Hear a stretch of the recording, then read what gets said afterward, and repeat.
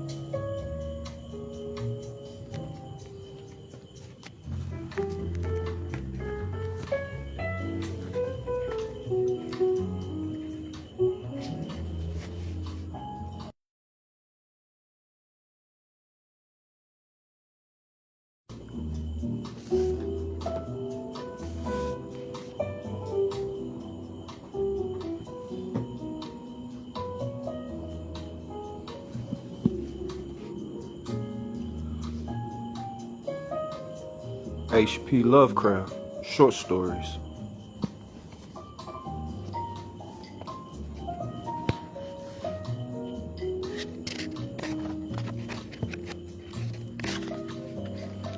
Forward by S.T.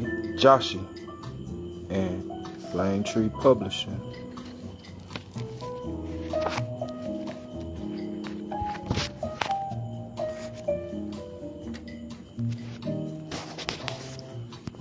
We're here on page 292. The Thing on the Roof by Robert E. Howard.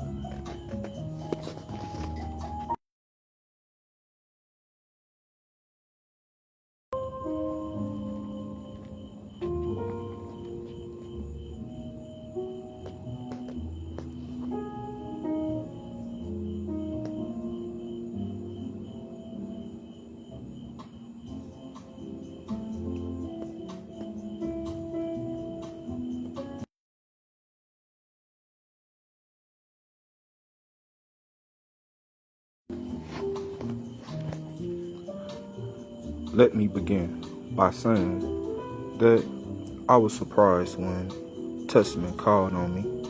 We had never been close friends. The man's mercenary instincts repelled me.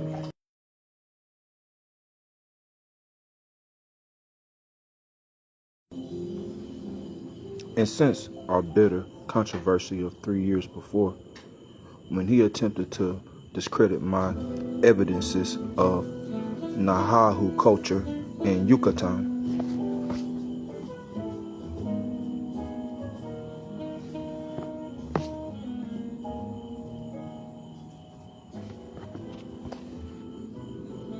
which was the result of years of careful research. Our relations had been anything but cordial. However, I received them and found his manner hasty and abrupt, but rather abstracted, as if his dislike for me had been thrust aside and some driving passion that had hold of him. His errand was quickly stated. He wished my aid in obtaining a volume in the first edition of Von Jut's Nameless Coats, the edition known as the Black Book, not from its color, but because of its dark contents.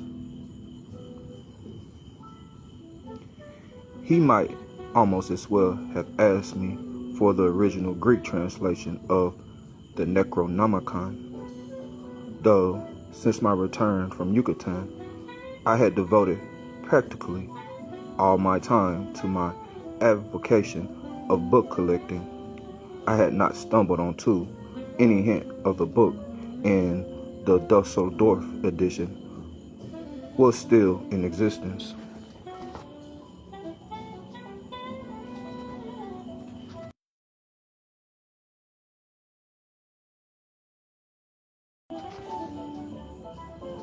A word as to this rare work, its extreme ambiguity in spots coupled with its incredible subject matter, has caused it long to be regarded as the ravings of a maniac, and the author was down with the brand of insanity. But the fact remains that much of his exertions are unanswerable, and that he spent the full 45 years of his life prying into strange places and discovering secret and abysmal things.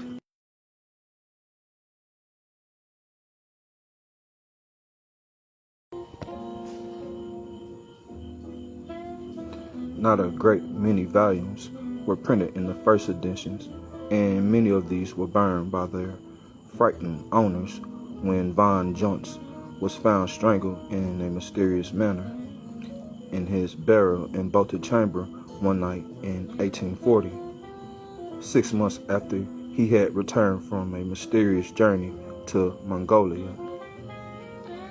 5 years later, a London printer, one Bridewell,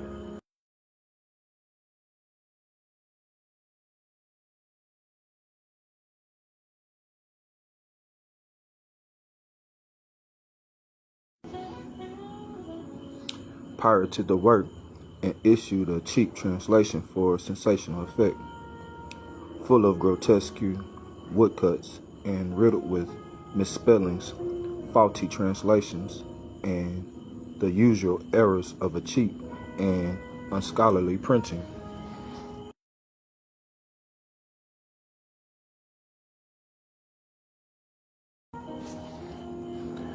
This still further discredited the original work, and published and public forgot about the book until 1909, when the Golden Goblin Press of New York brought out an edition.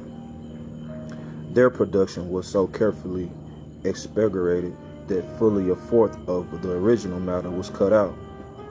The book was handsomely bound and decorated with the exquisite and weirdly imaginative illustrations of Diego Vasquez.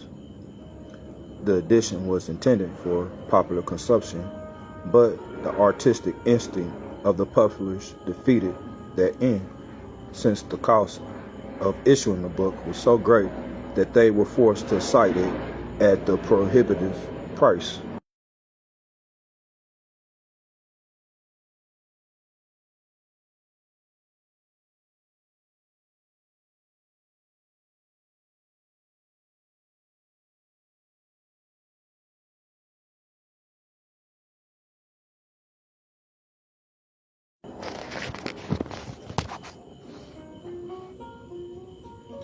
I was explaining all to this to Testament when he interrupted brusquely to say that he was not utterly ignorant in such matters. One of the Golden Goblin books ornamented his library, he said, and it was in it that he found a certain line which aroused his interest. If I could procure him a copy of the original 1839 edition, he would make it worth my while, knowing, he added, that it would be useless to offer me money. He would, instead, in return for my trouble on his behalf, make a full retraction of his former accusations in regard to my Yucatan researches, and offer a complete apology in the scientific news.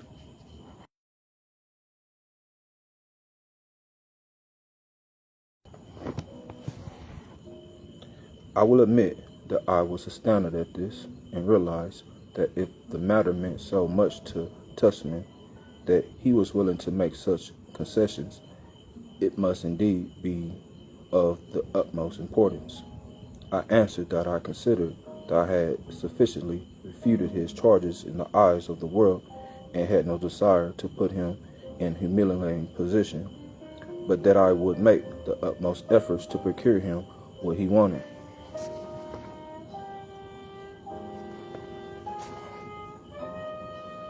He thanked me abruptly and took his leave, saying rather vaguely that he hoped to find a complete exposition of something in the Black Book which had evidently been slighted in the latter edition.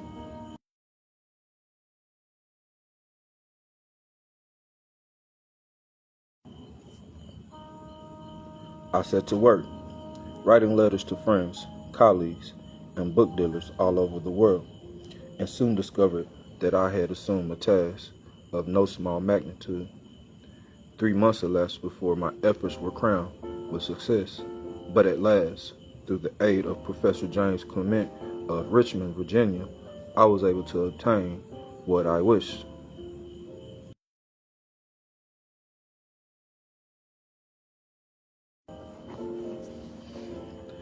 I notified Testament, and he came to London by the next train.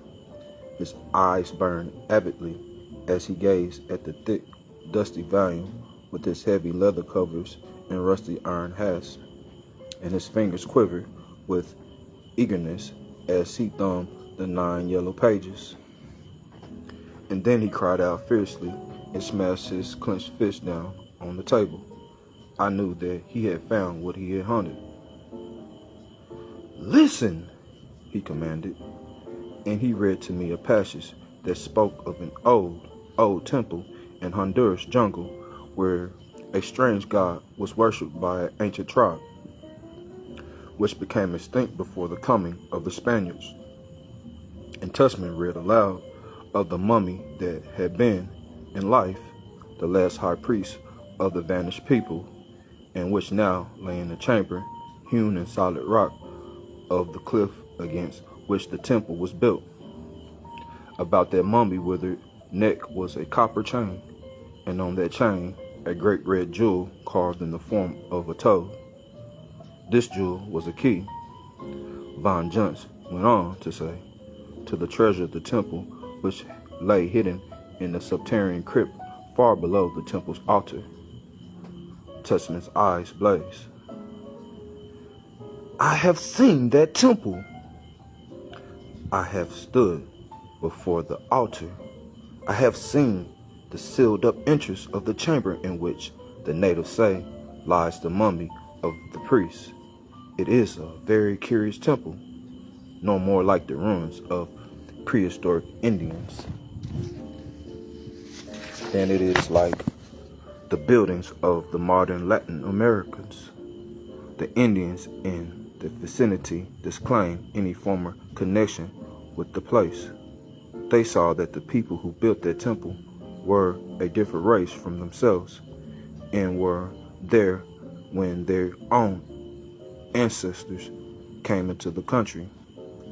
I believe it to be remnant of some long vanished civilizations which began to decay thousands of years before the Spaniards came.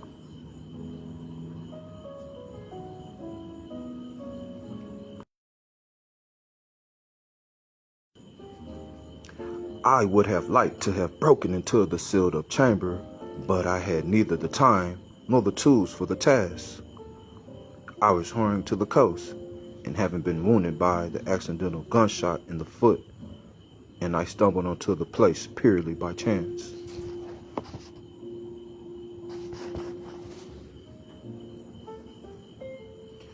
I have been planning to have another look at it, but circumstances have prevented now. I intend to let nothing stand in my way.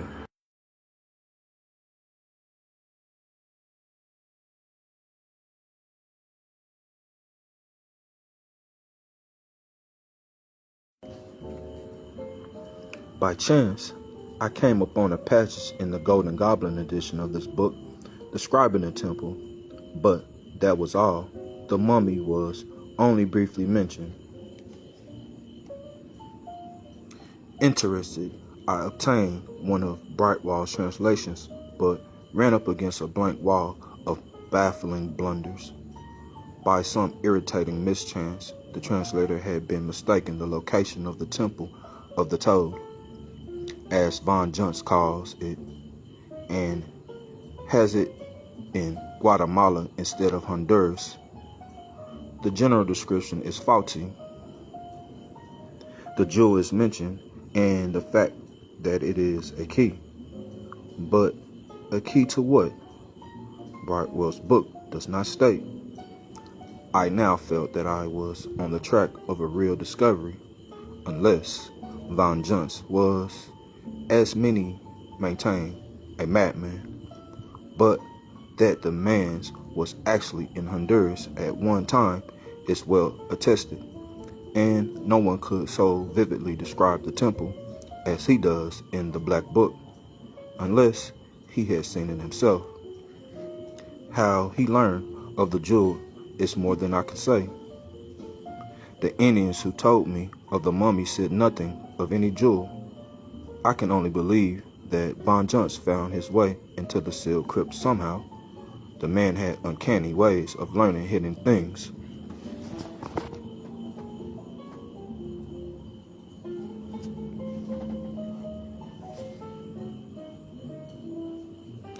To the best of my knowledge, only one other white man has seen the Temple of the Toad besides Von Juntz and myself, the Spanish traveler Juan Gonzalez, who made a partial exploration of that country in 1793.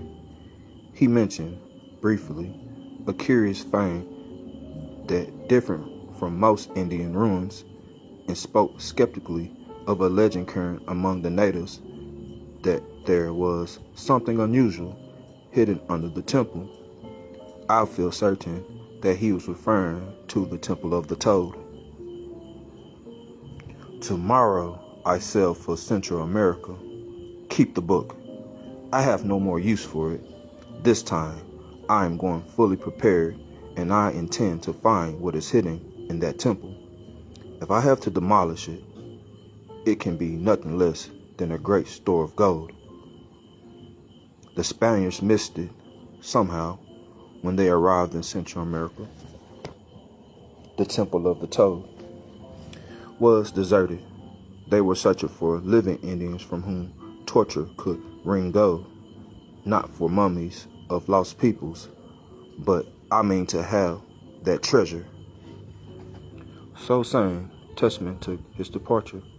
I sat down and opened the book at the place where he had left it off reading, and I sat until midnight, wrapped in Von Juntz's curious, wild, and at times utterly vague expoundings, and I found pertaining to the Temple of the Toad certain things which disquieted me so much that the next morning I attempted to get in touch with Tushman, only to find that he had already sailed. Several months passed, and then I received a letter from Tushman asking me to come and spend a few days with him in his estate in Sussex. He also requested me to bring the Black Book with me. I arrived at Tushman's rather isolated estate just after nightfall. He lived in an almost feudal state, his great ivy-grown house and broad lawns surrounded by high stone walls. As I went up the hedge-bordered way from the gate to the house, I noted that the place had not been well kept in its master's absence. Weeds grew rank among the trees, almost choking out the grass. Among some unkempt bushes over against the outer wall, I heard what appeared to be a horse or an ox blundering and lumbering about. I distinctly heard the clink of his hoofs on a stone. A servant who eyed me suspiciously admitted me, and I found Tushman pacing to and fro in his study like a caged lion. His giant frame was leaner, harder than when I had last seen him. His face was bronzed by a tropic sun. There were more and harsher lines in his strong face, and his eyes burned more intensely than ever. A smoldering, baffled anger seemed to underlie his manner. "Well, Tushman," I greeted him, "what success? Did you find the gold?" "I found not an ounce of gold," he groaned. "The whole thing was a hoax." "Well, not all of it. I broke it into the sealed chamber and found the mummy and the jewel," I exclaimed. He drew something from his pocket and handed it to me. I gazed curiously at the thing I held. It was a great jewel, clear and transparent as crystal, but of a sinister crimson, carved, as Von Juntz had declared, in the shape of a toad. I shuddered involuntarily. The image was peculiarly repulsive. I turned my attention to the heavy and curiously wrought copper chain which supported it. "What are these characters carved on the chain?" I asked curiously. "I cannot say," Tusman replied. "I had thought perhaps you might know. I find a faint resemblance between them and certain partly defaced hieroglyphics on a monolith known as the Black Stone in the mountains of Hungary. I have been unable to decipher them." "Tell me of your trip," I urged, and over the whiskey and sodas he began, as if with a strange reluctance.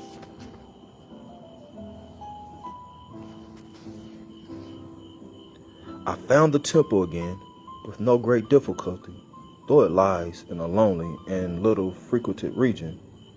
The temple is built against a sheer stone cliff in a deserted valley unknown to maps and explorers.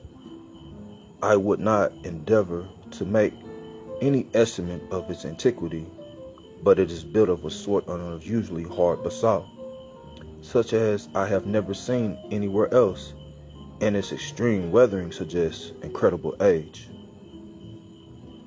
Most of the columns which form its facade are in ruins, thrusting up shattered stumps from worn bases, like the scattered and broken teeth of some grinning hag. The outer walls are crumbling, but the inner walls and the columns which support such of its roofs as remains intact seem good for another 1,000 years, as well as the walls of the inner chamber. The main chamber is a large circular affair with the floor composed of great squares of stone. In the center stands the altar, merely a huge, round, curiously carved block of the same material. Directly behind the altar, in a solid stone cliff, which forms the rear wall of the chamber, is the sealed and hewn out chamber wherein lay the mummy of the temple's last priest. I broke into the crypt with not too much difficulty and found the mummy exactly as is stated in the Black Book, though it was in remarkable state of preservation. I was unable to classify it. The withered features and general contour of the skull suggested certain degraded and mongrel peoples of Lower Egypt, and I felt certain that the priest was a member of the race more akin to the Caucasian than the Indian. Beyond this, I cannot make any positive statement. But the jewel was there. The chain looped about the dried up neck.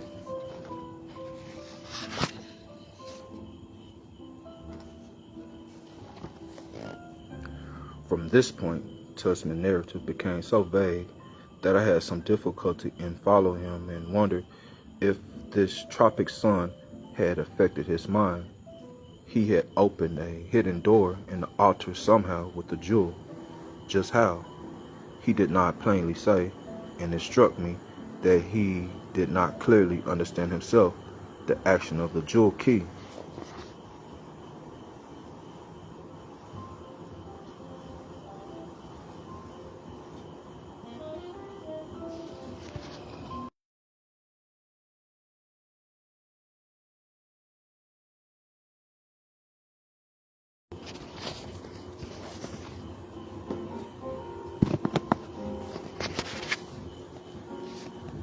But the opening of the secret door had had a bad effect on the hardy rogues in the employ that had refused point blank to follow him through that gaping black opening which had appeared so mysteriously when the gem was touched to the altar. Tusman entered alone with his pistol and an electric torch, finding a narrow stone stair that wound down into the bowels of the earth. Apparently, he followed this and presently came into a broad corridor, in the blackness of which his tiny beam of light was almost engulfed. As he told this, he spoke with strange annoyance of a toad which hopped ahead of him, just beyond the circle of light. All the time he was below ground.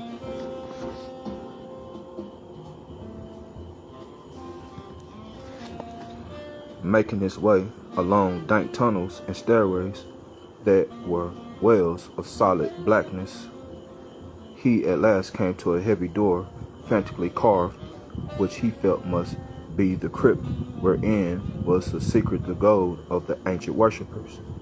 He pressed the toad jewel against it several places, and finally the door gaped wide.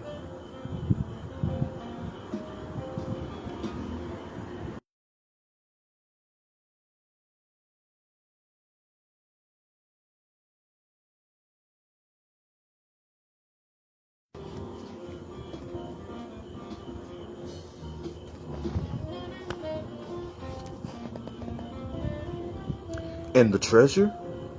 I broke in eagerly. He laughed in a savage self-mockery. "There was no gold there, no precious gems, nothing." He hesitated. "Nothing that I could bring away."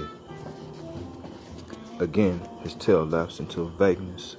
I gathered that he had left the temple rather hurriedly, without searching any further for the supposed treasure. He had intended bringing the mummy away with him, he said, to present to some museum, but when he came up out of the pits, it could not be found, and believed that his men, in the superstitious aversion to having such a companion on their road to the coast, had thrown it into some well or cavern. "And so," he concluded, "I am in England again, no richer than when I left."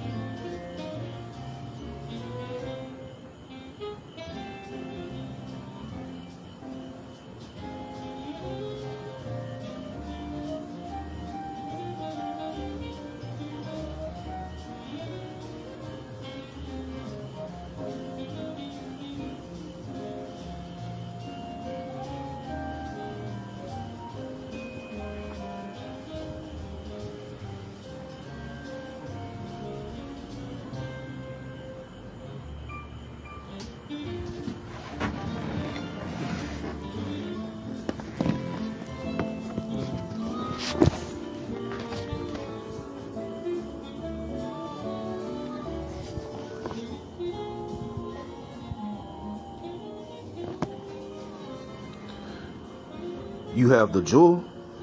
I reminded him. "Surely it is valuable." He eyed it without favor, but with a sort of fierce avidness, almost obscene. "Would you say that it is a ruby?" he asked. I shook my head. "I am unable to classify it." And but let me see the book." He slowly returned the heavy pages, his lips moving as he read. Sometimes he shook his head as if puzzled, and I noticed him dwell longer over a certain line. "This man dipped so deeply into forbidden things," said he. "I cannot wonder that his fate was so strange and mysterious. He must have had some foreboding of his end here. He warns men not to disturb sleeping things." Tussman seemed lost in thought for some moments. "Ah, sleeping things," he muttered.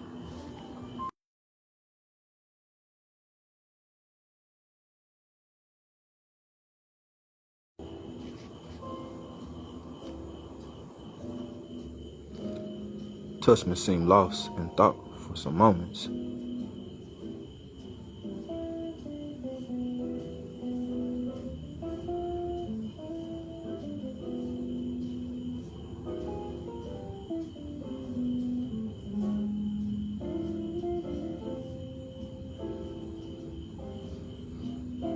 Sleeping things that seem dead, but only lie waiting for some blind fool to awake them. I should have read further in the black book, and I should have shut the door when I left the crib. But I have the key, and I'll keep it in spite of hell. He roused himself from his reveries and was about to speak when he stopped short. From somewhere upstairs had come a peculiar sound. "What was that?" He glared at me. I shook my head, and he ran to the door and shouted for a servant. The man entered a few moments later, and he was rather pale. "You upstairs?" growled Tussman. "Yes, sir." "Did you hear anything?" asked Tussman harshly, and in a manner almost threatening and accusing.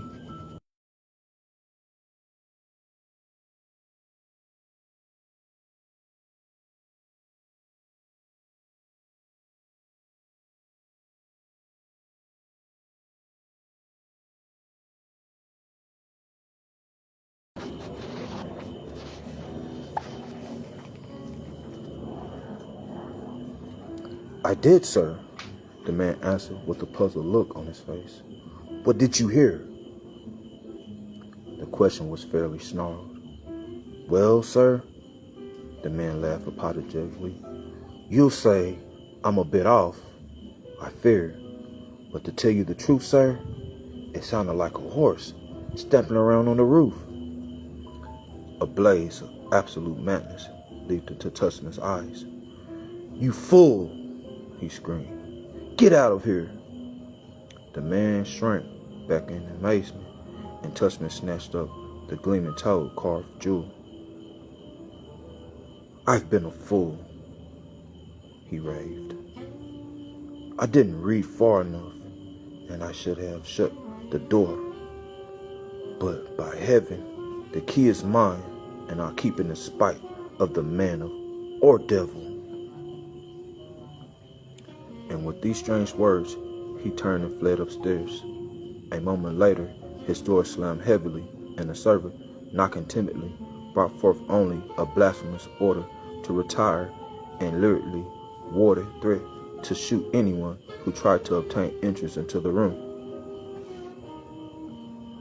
Had it not been so late, I would have left the house, for I was certain that Tussman was stark and mad. As it was, I retired to the room a frightened servant showed me, but I did not go to bed. I opened the pages of the black book at a place where the Tussman had been reading. This much was evident, unless the man was utterly insane.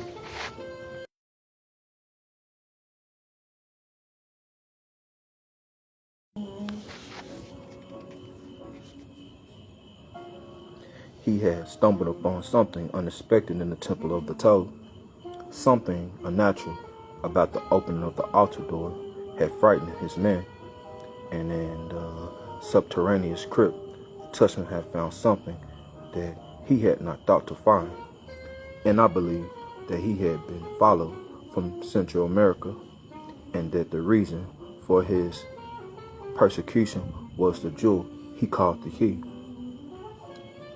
Seeking some clue in Von Junk's volume, I read again of the Temple of the Toad, of the strange pre-Indian people who worshipped there, and the huge, tittering, tentacled hoof monstrosity that they worshipped. Tussman had said that he had not read far enough when he had first seen the book. Puzzling over this cryptic phrase, I came upon the line he had pored over, marked by his thumb. Now, it seemed to me to be another of Von Junk's many ambiguities, for it merely stated that a temple's god was the temple's treasure.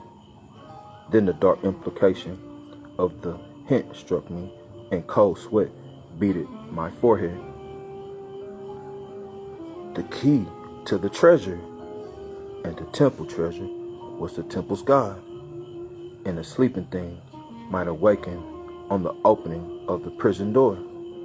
I sprang up, unnerved by the intolerable suggestion, and at that moment something crashed into the stillness, and the death scream of a human being burst upon my ears. In an instant, I was out of my room, and I dashed up the stairs. I heard sounds that have made me doubt my sanity ever since. At Tussman's door, I halted, essaying with shaking hand to turn the knob. The door was locked, and as I hesitated, I heard from within the hideous high-pitched tittering, and then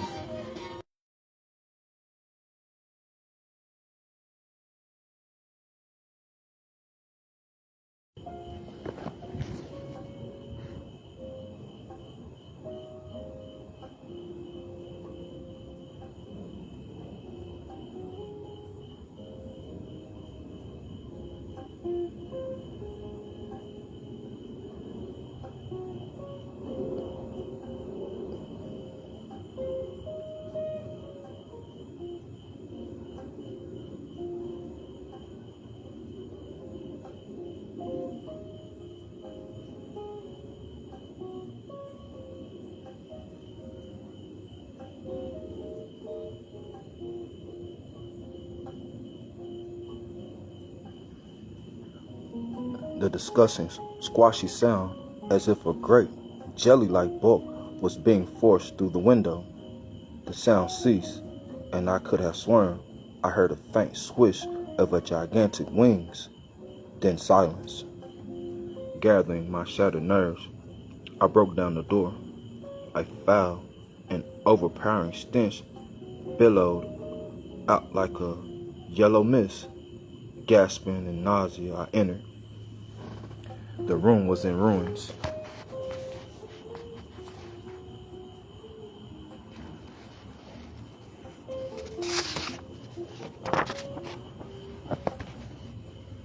But nothing was missing except the crimson toad carved jewel Tussman called the key, and that was never found. A foul, unspeakable slime smeared the windowsill, and in the center of the room lay Tussman, his head crushed and flattened, and on the red ruin of the skull and face, the plain print of an enormous hoof.